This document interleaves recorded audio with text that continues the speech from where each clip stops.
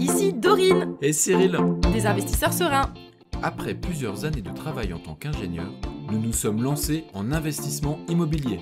Après 5 années d'acquisition, nous étions devenus libres financièrement. Dans ce podcast, nous vous partageons les stratégies et les bonnes pratiques pour développer votre intelligence financière. Dans le but non seulement d'être plus riche sur le papier, mais avant tout pour devenir plus libre et plus heureux. Alors, ouvrez grand vos oreilles et préparez-vous à atteindre vos objectifs. Notre méthode pour planifier sa nouvelle année. Hello les investisseurs sereins, j'espère que vous allez bien.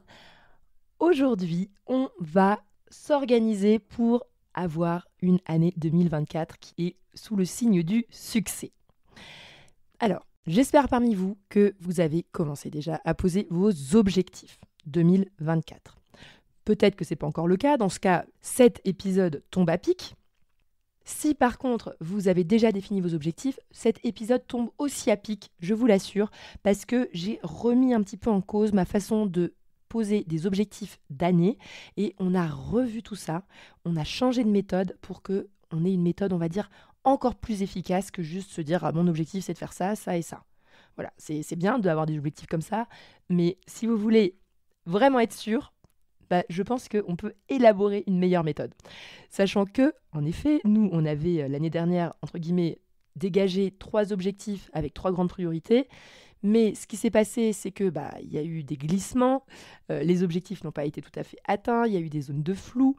Et c'est pour vous éviter tout ça, pour augmenter vos chances, en tout cas que je vous propose ma méthode. Alors, elle n'est pas encore éprouvée, parce qu'en l'occurrence, c'est celle qu'on a mis en place pour nos objectifs 2024, mais ça va peut-être vous aider à vous remettre en question aussi et améliorer vos objectifs 2024. C'est super important. Je vous garantis que les gens qui n'ont pas d'objectifs, il n'y a rien qui se passe dans leur vie. Hein. C'est aussi simple que ça. Hein. Je veux dire, à un moment donné, si tu te dis pas, tiens, je vais aller quelque part, en fait, t'y vas pas. C'est juste la base. C'est que voilà, t'es obligé. À un moment donné, si tu veux atteindre quelque chose, il faut que tu te dises déjà qu'est-ce que tu veux atteindre, et puis et ensuite que tu réfléchisses un petit peu plus profondément à comment tu vas faire pour l'atteindre. Ok ? Si tu te... Voilà, c'est juste logique. Ok ? Et c'est pas mal aussi d'avoir des deadlines. Donc deadlines, c'est-à-dire des échéances, pour que, en fait, on ne traîne pas sur quelque chose. Parce que forcément, on a toujours envie de traîner, il y a toujours des bonnes excuses et la vie fait que voilà, les choses, elles avancent, il y a plein de choses à faire et en fait, souvent, les projets qui devraient être prioritaires passent un petit peu au second plan. Donc, c'est pour tout ça, en fait, que ma méthode, là, qu'on a inventée avec Cyril pour définir nos objectifs 2024, que je vais vous la partager. Alors, ce que je vous conseille, soit vous écoutez déjà une fois l'épisode en entier pour comprendre la logique et vous réécoutez une deuxième fois avec un papier, un crayon et vous faites des pauses à chaque étape parce que vous allez voir, il y a 11 étapes. Okay, il y a 11 étapes, donc ça va être un petit peu technique, hein, les étapes, ça va être simple. Je vais vous les exposer et si jamais vous voulez le faire et prendre le temps là, même si on est en début d'année déjà, de bien poser les choses, vous pouvez le refaire en réécoutant et en faisant des pauses entre chaque étape et en les effectuant. C'est parti. La première étape, c'est déjà de récapituler tout ce qui s'est bien passé l'année précédente. Donc vous preniez votre papier, un crayon, hein, je le redis, c'est évident pour moi, mais tout ce qu'on fait là, il faut le faire par écrit. Hein, parce que si vous le faites dans votre tête, ça ne marche pas. Hein. Parce que la tête, vous savez, ça va, ça vient, mais ça reste pas. Hein. Nos pensées, on va dire, sont pas assez solides pour que dès qu'il y a quelque chose qui se passe, on ne sait plus ce qu'on s'était dit au départ et puis on oublie. Alors que si vous écrivez, déjà, c'est un acte fort par rapport à votre engagement. Et en plus de ça, vous pouvez y revenir et on va parler un petit peu de la suite parce qu'il y a plus de choses à faire encore par écrit. Mais bon, premièrement, tout ce qui s'est bien passé l'année précédente, ça fait du bien, on met le côté positif. Il n'y a pas que de négatif, donc on fait ça, on met le côté positif et c'est agréable. On se dit, ah ouais, en fait, on a quand même fait ci, on a quand même fait ça. Ah oui, c'est vrai, en mars, on avait fait tel voyage, c'était super avec les enfants. Et vous notez tout ce qui était génial, en fait. Tout ce qui était génial sur cette année, mettez-le. Il y a des belles choses qui se sont produites et ça fait du bien. Tu vois, ça fait du bien de se dire, en fait, non, j'ai passé une super année précédente.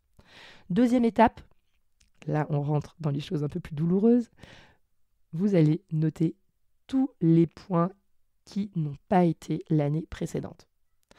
Tout ce qui vous a saoulé, tout ce qui vous a embêté, tout ce que vous n'avez pas atteint comme objectif alors que vous les étiez fixés, tous les moments où vous avez souffert, que vous avez trouvé douloureux, vous le notez, ok ? C'est le moment de vider son sac. Quand on est un petit peu insatisfait de son année précédente, ça fait du bien. Moi, c'était mon cas. Alors, l'exercice juste avant m'a fait du bien aussi parce que de me rendre compte qu'en réalité, on avait déjà accompli plein de choses et que c'est pas grave qu'on n'avait pas atteint nos objectifs parce que plein de choses positives s'étaient produites. Mais ça fait aussi du bien de vider son sac. Et là, dans la deuxième étape, vous videz votre sac. Ok ? Tout ce qui n'a pas été, vous l'écrivez. Ça prend du temps. Des fois, il y en a beaucoup de choses. Côté pro, côté perso, moi, je mélange tout. Pour moi, ma vie est un tout. Donc, je mets tout au même endroit. Tout ce qui n'a pas été, je l'ai écrit. Troisième étape. Des fois, ça fait du bien de dormir, juste avant d'attaquer la troisième étape, de faire ces étapes, pas forcément tout dans la même journée. C'est comme vous voulez. La troisième étape, c'est de poser sur le papier les idées d'action à mettre en place pour éviter que les points de douleur qu'on a listés juste avant ne se répètent l'année suivante. Par exemple, vous vous êtes dit que vous allez vous mettre au sport et vous avez échoué, vous n'êtes pas mis au sport. Je ne sais pas.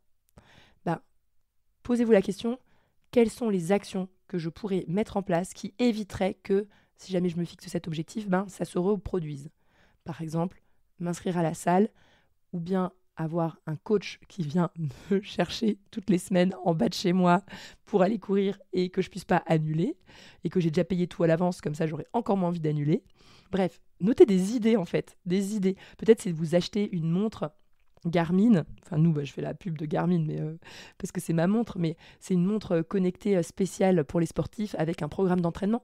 Enfin, posez-vous des questions, quelles sont les actions que je peux mettre en place pour éviter que ce qui s'est mal passé l'année précédente se reproduise. Et ça, vous notez.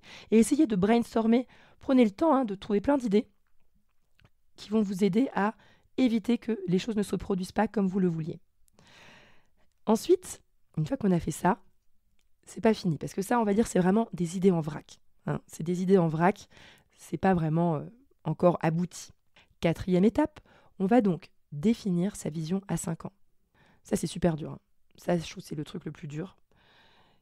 C'est juste de se dire, ok, dans 5 ans, j'habite où ? Je fais quoi de mes journées ? C'est vraiment l'exercice de vision de base, de se dire, dans mon monde idéal, là, dans 5 ans, je suis où ?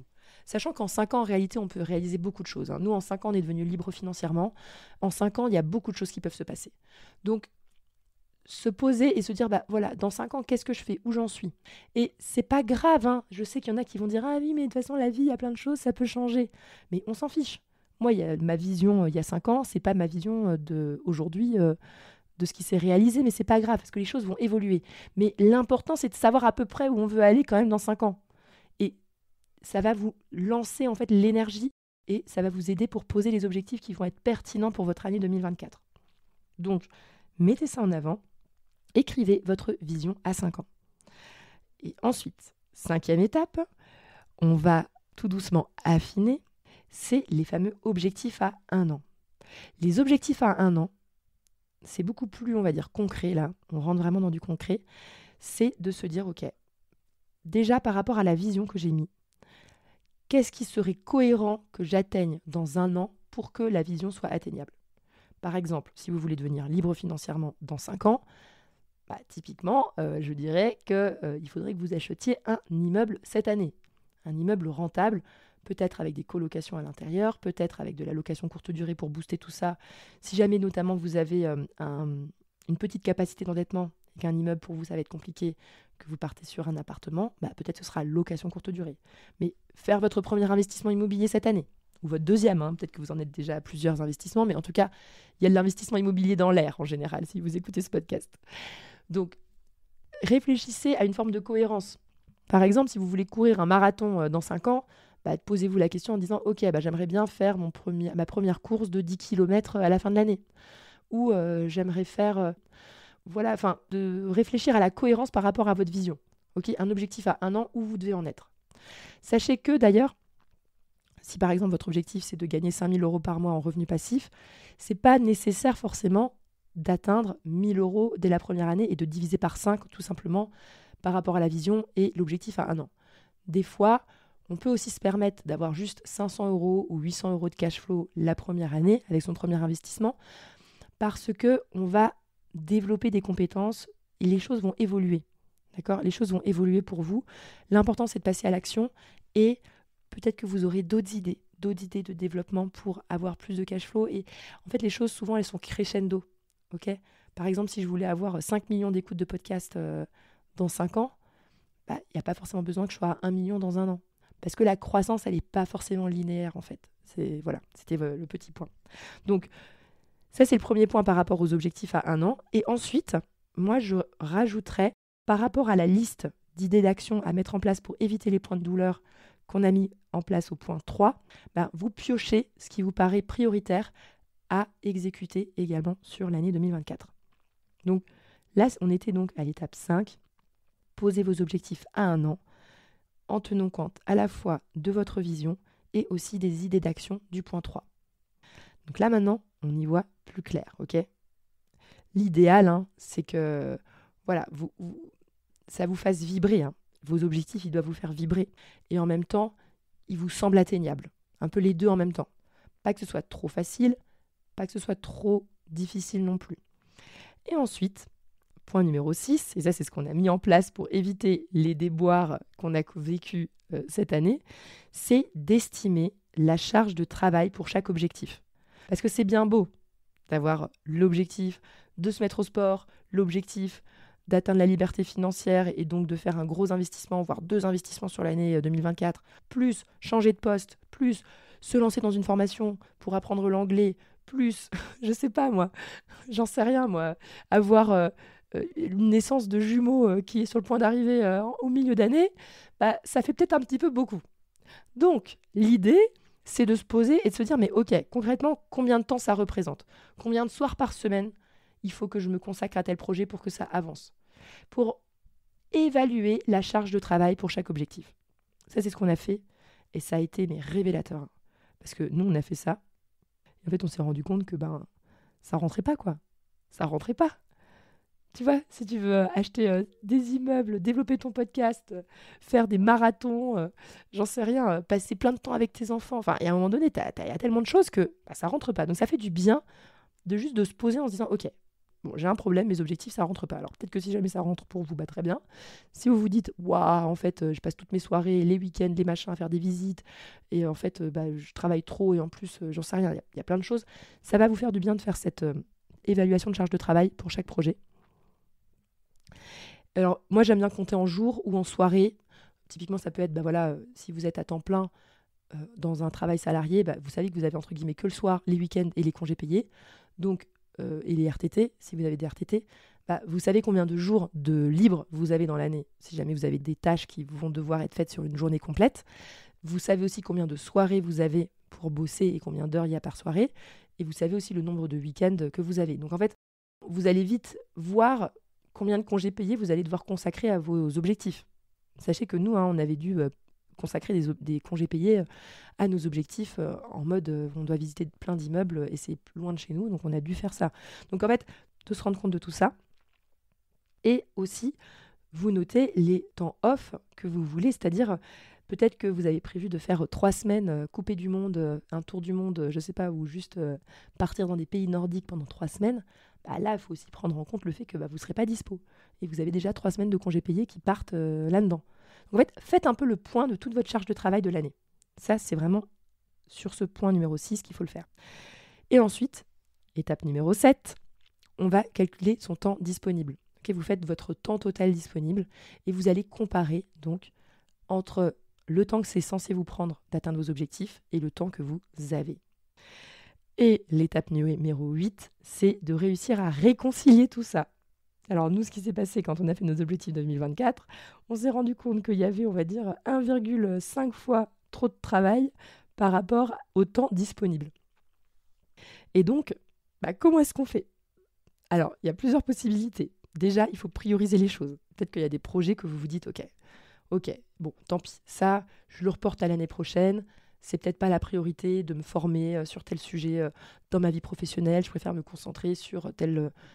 voilà, j'ai pas envie de changer de poste cette année. J'ai envie de me concentrer d'abord sur mon investissement immobilier. Et donc, d'arbitrer vos objectifs pour que ce soit, on va dire, plus réalisable. Ok ? Et en fait, cet exercice nous permet vraiment de nous rendre compte du temps qui passe.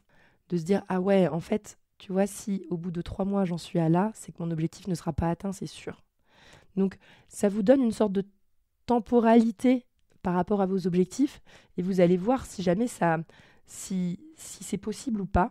Sachez que nous, ça m'a déjà fait prendre conscience du temps que ça va demander tout ce qu'on a à faire.